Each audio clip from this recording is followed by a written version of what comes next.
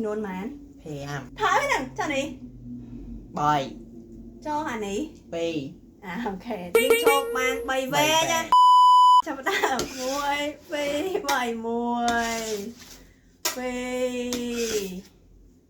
មានរំទៅចាប់អត់ជោគជ័យសោះ អាចទេថាចាប់បានប៉ុន្មានស្លឹក ស្ដាប់សលេងមិនដូចបានតែមកសន្លក់គេសន្លក់គេតែខ្លំលើគេថាខ្លួនឯងចាប់បាន10000ខ្ញុំគិតថាខ្ញុំយ៉ាងតិចណាស់ក៏100000ដែរ វ៉ាវឆនម៉ា ដើរទៅអត់មកឡៃនេះគឺដើរទៅអត់មក 2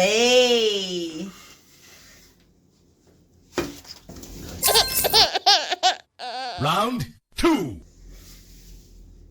1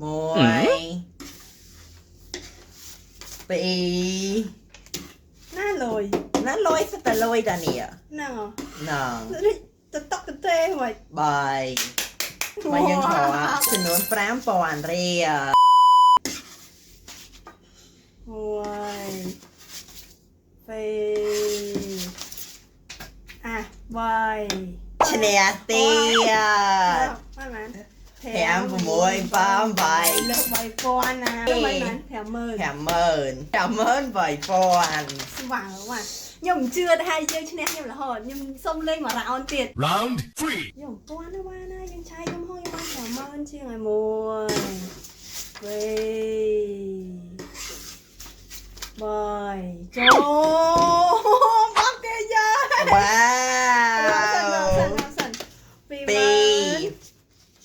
3 4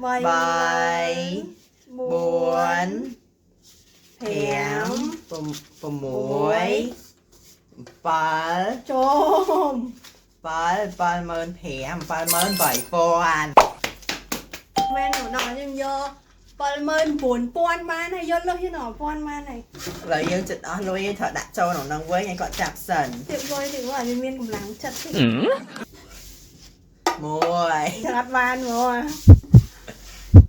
2 3អូឡើងចើ ជ